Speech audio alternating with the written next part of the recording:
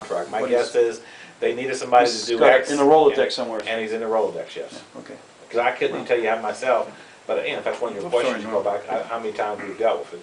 He's not a name familiar to me, but.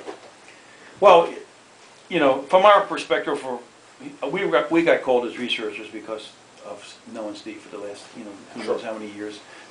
And he happened to know this firsthand, as you know, now. And just looking at the pattern of it, not knowing where the 150 million came from, because with the governor involved, you assume it was public funds, right. or federal funds given to the state for public funds.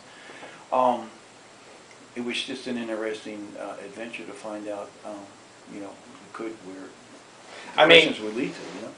If, when you go through that list, there are $200,000 and $300,000, $100,000, $80,000 houses, and on some of those houses, they come back to us with the condition that the homeowners have left them in under foreclosure, and they're not worth 150, 130.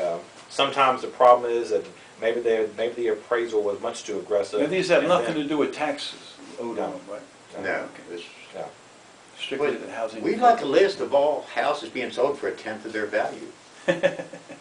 Well, you go back and you outline specifically what it is you want me to look at, because like I said, I just can't do, I'm not allowed to do and won't do just what you call just a shot in the dark. But if there's something specifically within the scope of that you want me to answer, then I will find it for you. I mean, so you're going to lawyer up on me, Lou? Oh yeah, okay. I expected that when I have came to down look here. at it. I look at it reasonably because I do legal research with different attorneys in Charleston and elsewhere. Right. In Morgantown. But the bottom line is. Don't invest with West Virginia Housing Development Fund. If you want to keep your property for your children. No, if you want to make any money on your investment. The thing is that what you have here, like you have lawyers with the VA and FHA and all that kind of stuff, and then you have, which has their own internal methods of doing things, and you know, but then you got with these kind of distressed properties that are so bad like this, it's a low-ended situation. But again, maybe to avoid incidents like taking your time up with this kind of stuff that might be considered nonsense, maybe it would be wise for, well, it's not an auction though, is it? Because you go to an auction, people got to register and get a number, and then they make bids and so forth, and people know what they write down what the high bids are and so forth. So you have no record of any public that gets there. So next time you got to take a business card. Well, or call them the next day and give your name and number and say, hey, I'm willing to do this. What if Steve wanted $7,000 and it was turned down from appeals office there? He said that isn't enough, $32,500. What if Steve would have found out about this and wanted it? Would it have gone to auction then against Giannini? Or? You're saying if he'd have found out about What if there were two people wanting that property? After we owned it? Right. And neither of them having enough to 34 or right. 34. And I'm sure, would it have been dead? What state do we talk about now? No, now West Virginia, right with this deal. What if there had been somebody besides Giannini, which apparently he if he would have known about it, he would have asked to buy it. Would that have been an auction then? Would there have been an auction then? If you're talking about two other people that have been at that same... No, not that Giannini and said, hey, you can have this for $4,000. What if... Oh, okay. How did he get the exclusive right to buy this place for nothing? If you'd have found out that Giannini was getting it for $4,000, and you'd have called us up and said, whoa, doing the same thing, like I said, I'm willing to pay $7,000 for that property. Yeah, that would have stopped the game. Okay, let's stop it. I'll give you 8 today. The more we talk, the more questions come up. The question is, the property was bought back by the deeded trustee, just on deeded back paper transfer to take it back, to keep it under the control of the housing authority. Right. All right. Then it was determined that it wasn't habitable or livable. Exactly. Without having Habitat for Humanity exactly. to rebuild it. Okay. All right. From that moment to the point that Giannini got it is the mystery, because we don't know whether it went through whether we found out through a realtor, whether we found out through an internal. But the question is, the condemnation of it, the condemnation of it completely. Yeah, that's not a mystery. That is something that's done by this office? Yeah, internally. The RO staff goes out and looks at it.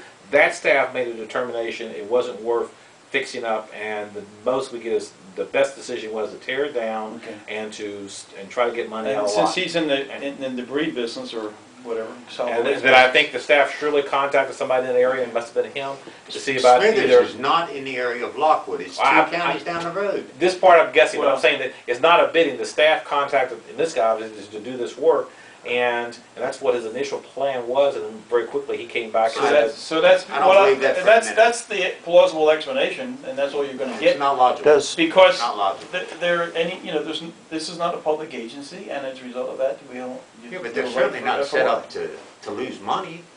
no, there were 20, did the appraiser have any grief at all that they had misrepresented, they had misvalued the property? Well, This was a $23,000 Yeah. piece of property that they said wasn't worth $1. yeah, and I think you'll see on that list there are a number of properties that we lose money on, because Yeah. there's no way, when a house, Lose money on this is the reality of the fact. When any piece of property goes into foreclosure, gentlemen, the bottom line is, the odds are your investment has already gone, when it hits foreclosure, the value of your investment has already gone downhill, because 9 times out of 10, the family either has not had the resources, or something has changed in their situation, that they have not been able to take care of that real property, one way, shape, or fashion, or form. That implicit or that actual deterioration or inability to take care of the property could have been going on for years. But what And hence ratio a between, public auction. You just said he wasn't taking care of his dad, he really wasn't doing much for the house. what ratio, I did not say that. I said that boy stuck with his father through dialysis treatments for the last 2 years of his yeah, but life. he missed payment somehow or another. Well, sure.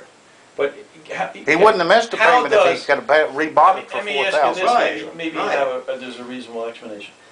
How does the value of the 34,000, that's based upon the original loan and the interest? Exactly, and the payments coming down, made, okay. not paid. But how does that compare to the tax value of the property in the county?